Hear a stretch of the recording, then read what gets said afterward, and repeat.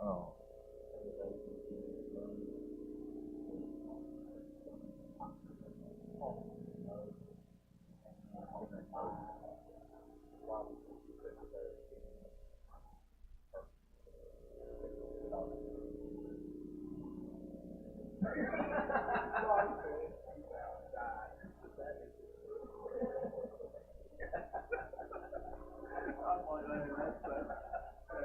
That's right. That's all you need. Just a little Mexican makes everything better. Oh, man.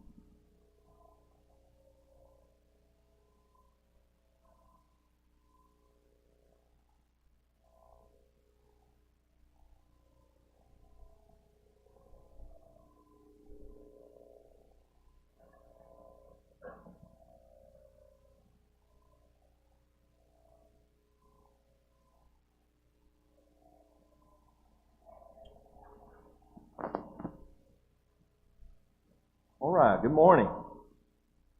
Beautiful morning today. It's great to see everybody.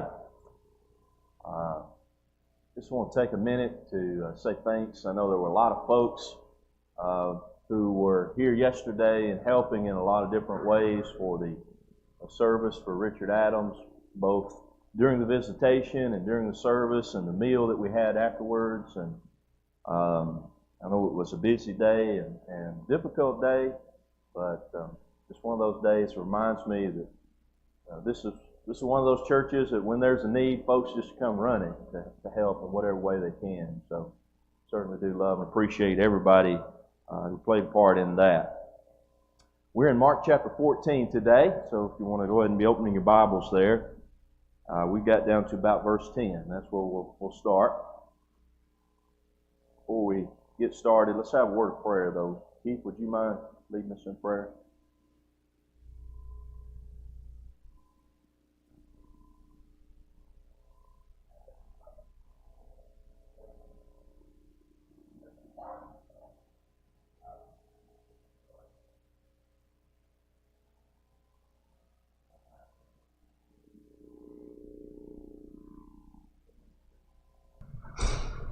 And the battle we fought, the love that we showed, the kindness that we shared with people that you'd never know. We thank you for his example, and we thank you for Joey and Clay and Marva and their family. Help us to do what we can to help them.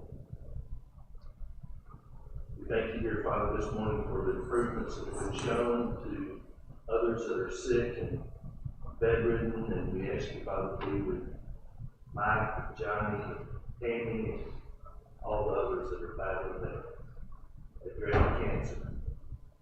We ask you, Father, just to go with them and walk with them and carry them. We thank you, Father, for all the good things that you do for us every day. For the food that we eat, the clothes we wear, for all the good things that you give us, but most importantly, for sending your Son as a sacrifice to be up on that cross and to shed his blood for us, that we can live for him through baptism, that we can have our sins washed away. God, you know that we struggle every day with sin. We ask you, Father, to forgive us for those sins. Help us always, Father, to look for others that we can help. In Jesus' name. Amen. Thank you so much, Pete. All right, so as I said, we're in Mark chapter 14, and for several weeks now we've been in this section where Mark tells the things that happened in that Passion Week, that last week leading up to the cross. And as we continue to dig into this a little bit deeper and deeper, one of the things that stands out to me is just how zeroed in Jesus is on his purpose, his mission. And with all of the other things going on, he never seems to become distracted from doing what it is he came to do. He is committed to it, no matter how painful, how difficult, no matter how upsetting things may be. He never loses sight of the fact that this is God's will, this is what he came to do, our salvation depends on it, and he's not going to allow anything to turn him away from that. He's such a powerful example for us. So many things that can distract us from our true purpose here in this life, and it's so easy to lose sight of that. In fact, I heard a story recently of a group that might have done this, and in this article I was reading, this fellow was telling a story about being in Atlanta, and he was looking for a place to go eat. And so this was a few years ago, and so instead of getting on Google, he opened up the Yellow Pages, and he started looking through the places that were available, and he found this place that said Church of God Grill. He thought that name was rather interesting. It was kind of worth looking into, so he looked up the address and he went. And so he found the place and went in, was looking at the menu, and the owner came up to take his order, and he just couldn't help but ask about that unique name. How in the world did you come to name this place the Church of God Grill? And the fellow went on to explain that at one time his intent was to start a mission church in downtown Atlanta. And that he wanted to have a place of worship, a place where they would be teaching the gospel and that kind of thing. But he was just starting out and he didn't have any financial support. So what he would do is they would have a church service in the morning on Sunday, and then for lunch he would sell chicken dinners. That was kind of a way to support himself while he was trying to get that going. Well, people fell in love with the chicken dinners. People were coming from everywhere to eat lunch and have a chicken dinner. And he said eventually the whole mission thing just kind of dropped off, and I just focused on selling chicken dinners, and that was how I was known by that name, and so I just kept the name, and now many years later, all he's been doing is selling chicken dinners, but he still wears that name, or his business still wears that name, Church of God Grill. Well, it's easy to lose sight of what our real purpose is. It's easy to get caught up in the things of the world and lose sight of why we're really here. But you're not going to see Jesus do that in this text that we're studying this morning. And you will see that he is completely zeroed in on what it is he came to do. All right, so this text that we're studying today is from Thursday of the Passion Week. And this is the day that for many Jews was the beginning of the 7 days of the Passover feast. A little bit of a discrepancy there. Not discrepancy, that's not the right word, but a little bit of a difference of practice here. The Jews who lived up in Galilee, where Jesus was, and most of the Pharisees kind of had a little different way of counting time than those who lived in the south, in Judea. Those in Galilee would count it from sunrise to sunrise, and those in the south usually counted it from sunset to sunset. The reason I mention this is it could be a little bit confusing for folks who study the Bible, where in Mark chapter 14 you read that Jesus and his disciples are going to partake in the Passover meal. Later on, when he is crucified, you'll also find that the Sadducees, the priests, wanted his body to be taken down from the cross because they didn't want his body to be up there on the feast day. And so for some people this is a little bit confusing, Well, which one was the feast day? Was it Thursday evening when Jesus was partaking of the meal with his disciples, or was it Friday when the Sadducees wanted his body to come off the cross? This is not a contradiction. The fact of the matter is, in Galilee, because they counted these days a little bit differently, it was customary for them to celebrate the Passover feast on what we would call Thursday evening. And the southern area where the Sadducees were so prominent, because of the way they counted it, they would celebrate it on what we would call Friday evening. And this was rather convenient as well for the priests, because all of these lambs that had to be sacrificed for the Passover meal, they had to be slaughtered in the temple grounds. And if they had to do all of those in the same 24-hour period, it would have been nearly impossible for them to manage.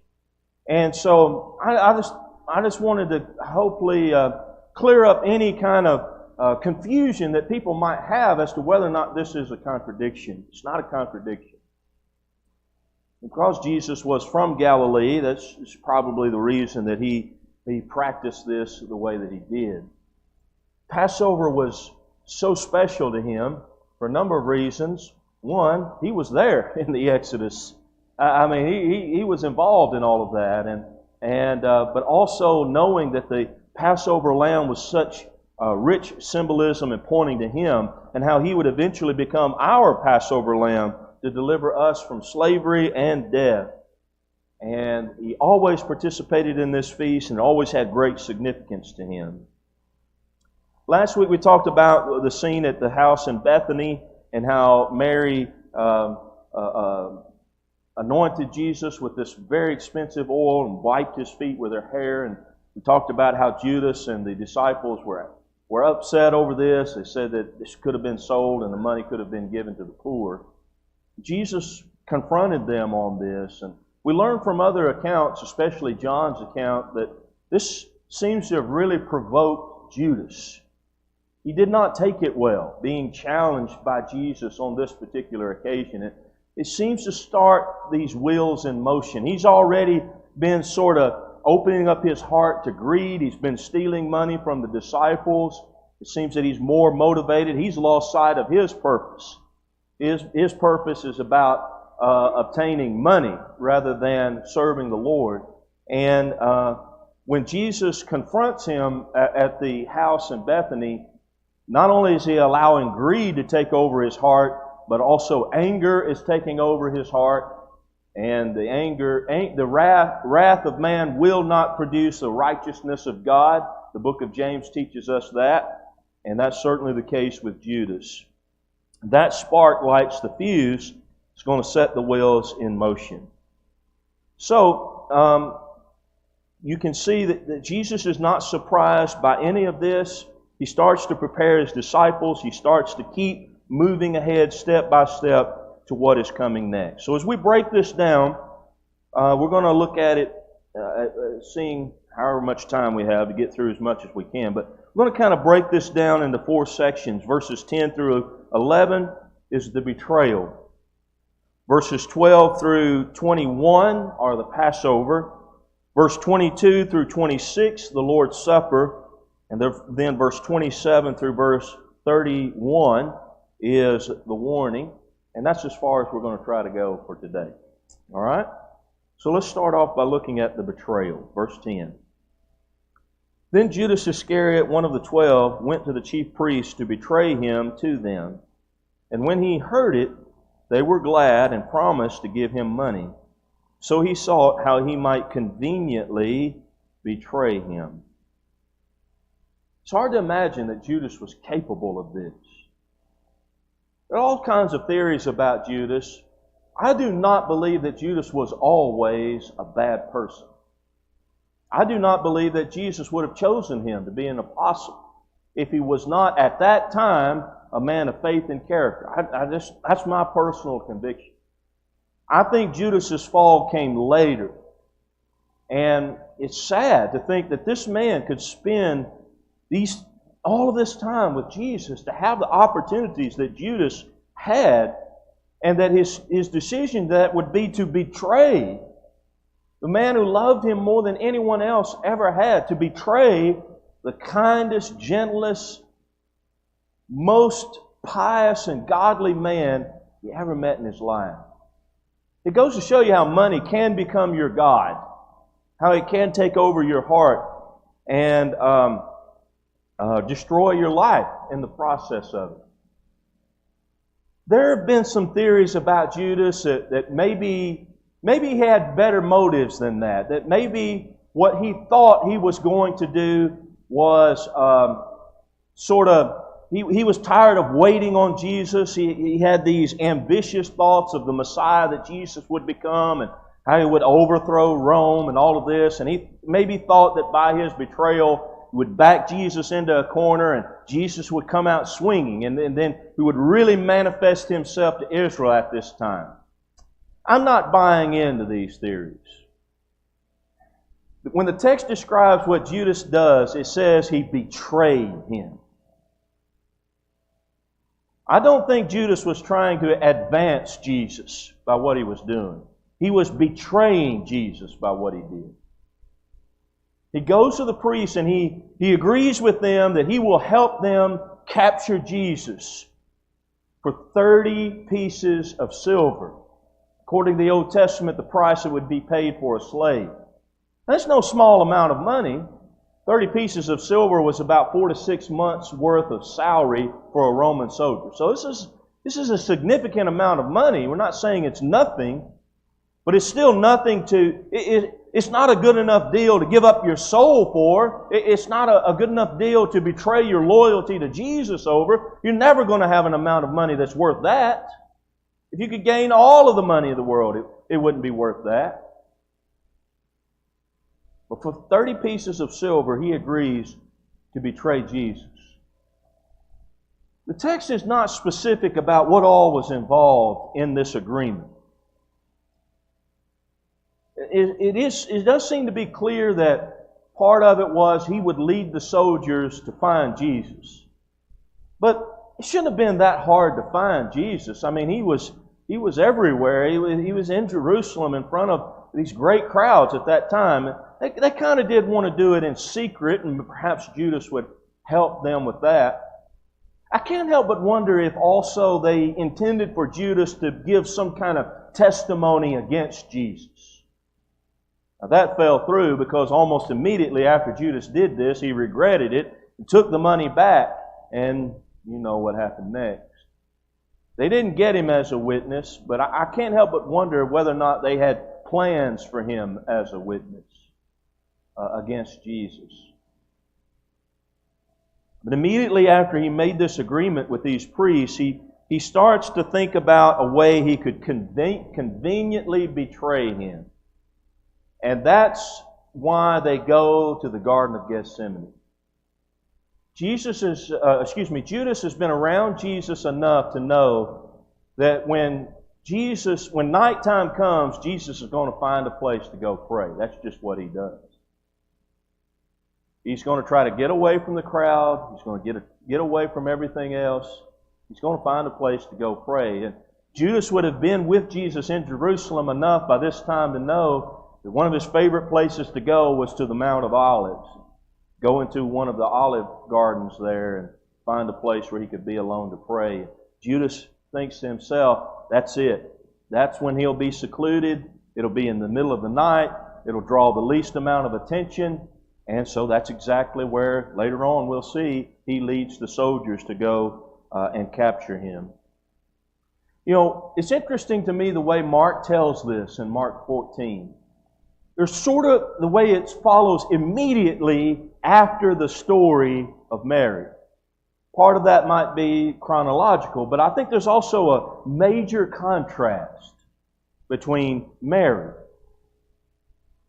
who has such great love for Jesus, such loyalty for Him, that even for an object that's worth 300 denarii, an entire year's salary, it's nothing to her to give that away to show her gratitude and her love for Jesus. That money means nothing to her in comparison to her relationship with Jesus. And you contrast that with Judas, who had greater opportunities than she did, and yet for a measly 30 pieces of silver would betray his relationship with Jesus. And I'll tell you, I'm not really standing... what Judas did was horrendous. I'm not really standing up here to point harsh fingers at him. Because if I'm being totally honest, I have been disloyal to Jesus for far less than that in my own life. I don't want to die that way like Judas did. Unfortunately, that's the choice he made. I would rather follow the example of Peter, who made what he did wrong right. This is a heart matter that we all really need to look at very carefully. Judas is such a picture that, no matter where you are in your Christian walk, never take your life with Jesus for granted. Never take it for granted. Every day we have to awaken with a renewed zeal to be faithful and loyal to Him, and not allow anything to come into our hearts and take His place there. For Him, it was His greed. For us, it might be something else. We need the Lord's help to resist these temptations. All right? Anybody have any questions before we leave this, or comments?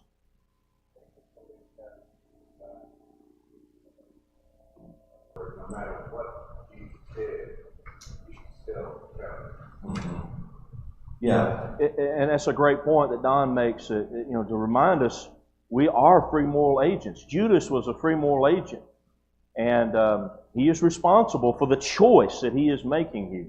And I know, even though it was a part of prophecy and all of that thing, none of that nullified the fact that Judas was making a choice here. And the same is true for us. We've got to face that same choice ourselves. All right? Anybody else? Yes. The son,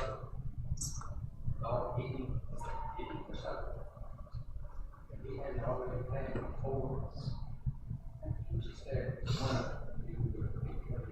Sure. Yeah, I do. Right. Judas says, Yeah. he said, Yeah.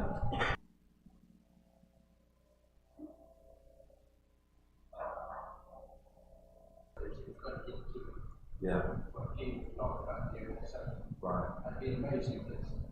But this is what Jesus had said. That's Sure. the word.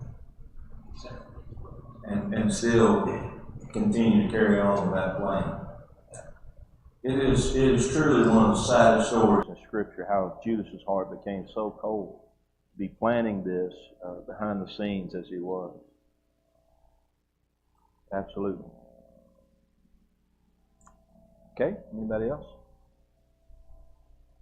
All right, let's come down to the Passover now. Verse 12. Now, on the first day of unleavened bread, this feast lasted for 7 days. So the first day was the day of the feast.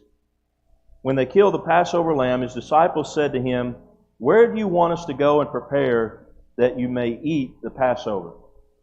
This is an interesting question to me.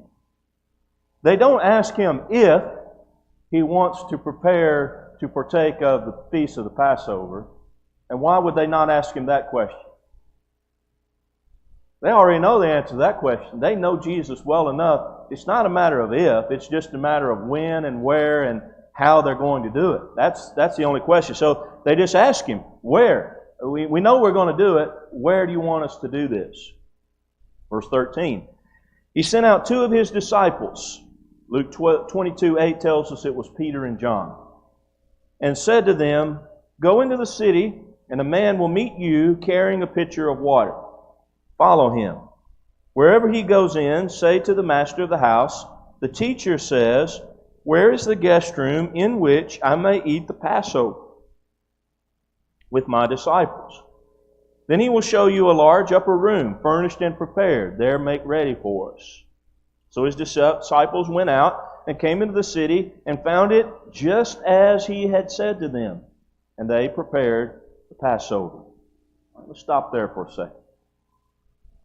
So, as they would go to Bethany in the evening, that's probably where they were when this conversation is taking place. And maybe that morning, Peter and John ask Him, where do you want us to prepare for you? And what He says to them is, go on ahead of us, go on into the city. When you come into the city, you're going to find a man carrying a pitcher of water. Now, that's not something you would see all the time, because in most Jewish households, that was a responsibility that the women in the house would take care of. So it's not on every corner are you going to see a man carrying a pitcher of water like this. So that would be something they would spot. It would stand out. So He says, when you see him, you follow him. And wherever he goes in, whatever house he goes into, you go into. And the master of the house is going to come to you, and you ask him, where is the guest room in which I may prepare the Passover with my disciples? Now, there's kind of a little bit of mystery to this whole process, right? Why doesn't He just tell them? Go to this particular street, look for this particular house, and that's where we're going to meet. You ever thought about that? Why don't you just give them directions? Instead of telling them, find this guy carrying this pitcher, follow him to a certain place, talk to the master of the house, and all that kind of thing. I got 2 suggestions on it, okay? The first one is, it might have kept Judas from knowing where they were going to partake of the Passover meal. He knows what Judas is planning to do. And he does not want this Passover meal to be interrupted. This is important. This is where he intends to institute the Lord's Supper.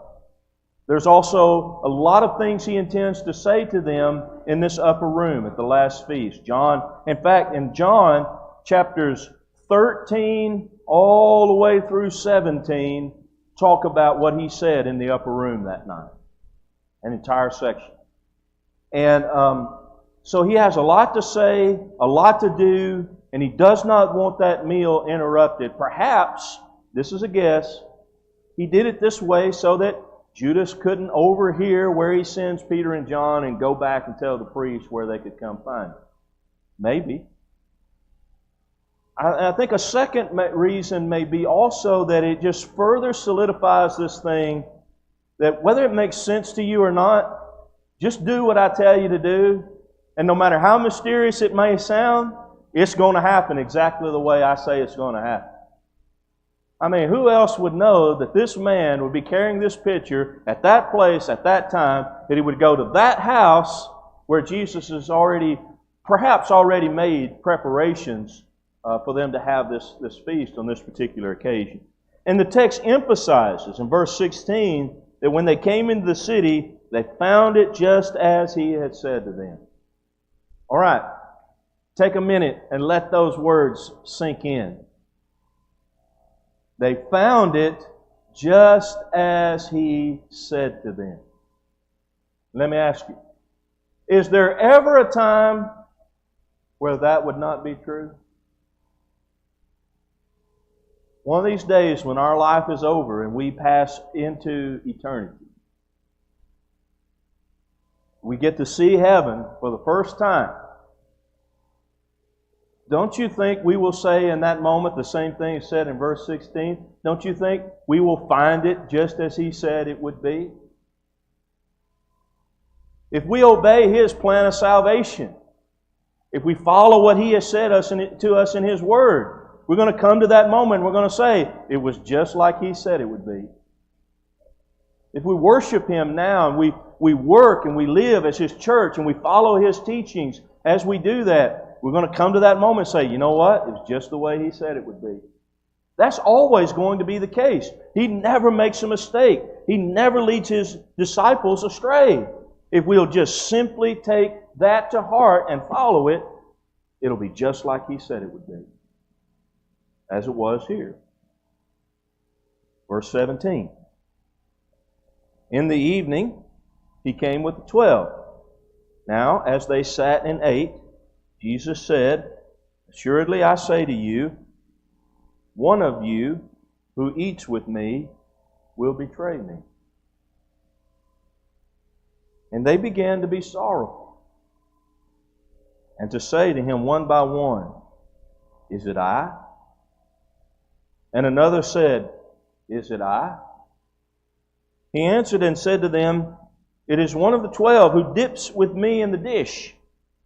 The Son of Man indeed goes just as it is written of Him, but woe to that man by whom the Son of Man is betrayed. It would have been good for that man if he had never been born. So here He reveals to the other disciples what He already knows. He didn't have to be there when Judas made this agreement with the priest to know about it. He knows everything. He knows the prophecies about it too. And so He reveals it to the other disciples. One, that shows His foreknowledge of it. It shows that He is God. Two, it sort of helps to prepare the other 11 for just how tumultuous this night is going to be. Not only from a physical standpoint, but from an emotional standpoint. So one of you is going to betray me. I'll tell you something about this story. To me, it really highlights the deception of Judas. How keen he was at faking this. Now, why do you think I say that?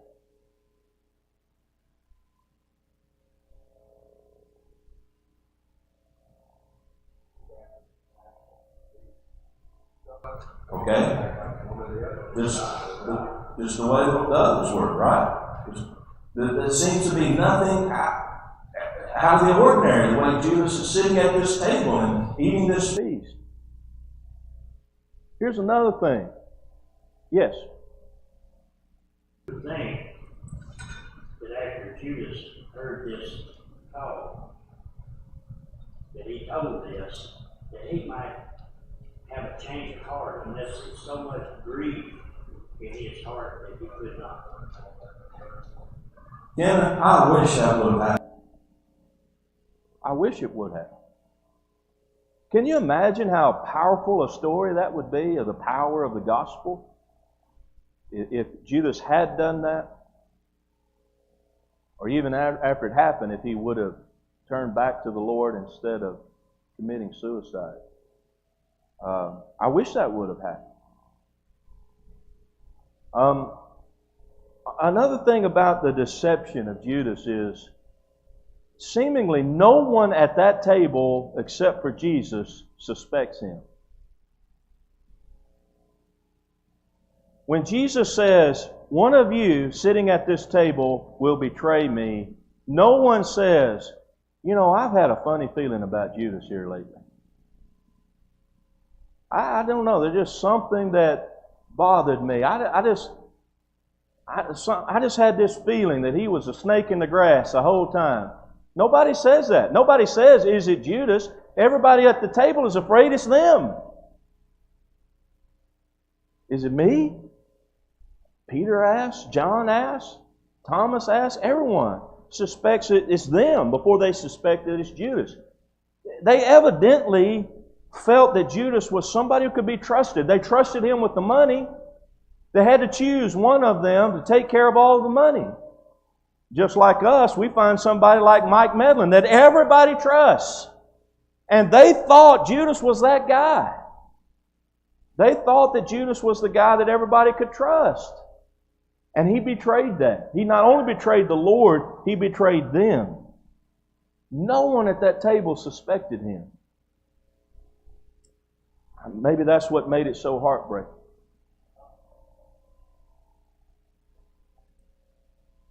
Satan's walking on the earth, but he's not seen.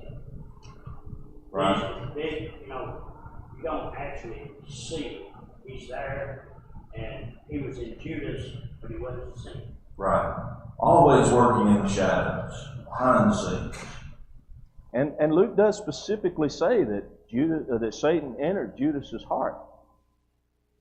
Now, I will say this, Satan cannot enter a heart unless he is a welcome guest. Cannot enter Judas's heart unless Judas opens the door. But God's will operates in a way that when we open the door, God's not going to stop Satan from coming in. And that's what happened with Judas. And I think you see that too, and this goes back to the point that Don made a little bit ago, when Jesus does reveal it. Okay, come back to verse 20. Let's look at it again. He says, one of the 12 who dips with me in the dish. Now, picture the scene, the way they're all sitting around the table like that. Actually, they weren't really sitting as much as they were reclining. They were probably on the floor. And the meal was the roasted lamb, the unleavened bread, the fruit of the vine, the bitter herbs that might have been mixed into a paste like with olive oil or something like that. And, all of that would be spread out on the table. And, that paste, people would take their bread.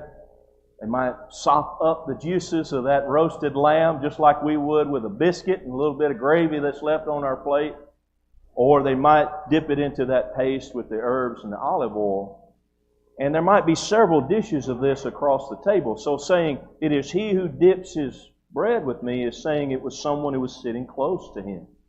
Someone who perhaps was dipping from the same bowl that he was. And that might or might not have meant anything to anyone else, but Judas sitting close to him, it would have struck an arrow straight to his heart. Because Judas, who had been dipping in that same bowl with Jesus, eating, in the Jewish mind, sharing a meal was a very intimate thing. It was a gesture of friendship. And this is part of the deception too, that all night long, Judas is eating right next to the one that he knows before the night is over, he will betray with a kiss. Jesus not only ate with him that night, what else did he do for him that night? Doesn't tell it here, but it does tell us in John. What did he do for the disciples that night? Before they partook of the feast, he washed their feet. He washed Judas's feet, just like he washed the rest of them. So he says, it is he who dips with me in the dish. The Son of Man indeed goes just as it was written of him. I'm going to the cross, that's the way it has to be. But woe to that man by whom the Son of Man is betrayed. It would have been good for that man that he had never been born. This was a warning to Judas. And to your point, Kenneth, who knows if it is not a last effort to reach Judas. I think he'll do it again in the garden. We'll point that out when we get to it. But it is a warning to Judas, because Judas is responsible for this, and the consequences that he will face for having done this, the eternal consequences, are so severe. It would have been better for him to never been born, to have to face what he's going to face. Judas had every reason to turn away, to repent. The love of Jesus, who ate with him that night, who washed his feet that night, who said all of the things that he said to the disciples that night, but also the severity of God, this stern warning that said it plain spoken to Judas. There are consequences that you're going to face for this, and you'd be better not to be born to face what you're going to face if you go through with this and don't turn away from it. Jesus gave him every opportunity to to be forgiven of this deception, it's a sad story that Judas carried on with. And let me make this point, okay? How dare anyone teach that a saved person cannot fall and be lost? How can Judas's story be in the Bible and people still believe that that's possible? I mean, do you know of a clearer example of someone who was saved? He was an apostle. He fell from that, and it can happen. That's something that we need to be aware of. All right, there's the bell, so we'll stop right there. But anybody have a comment or question about this? All right, we'll pick up and talk about the Lord's Supper next week. We'll pick up there in verse 22.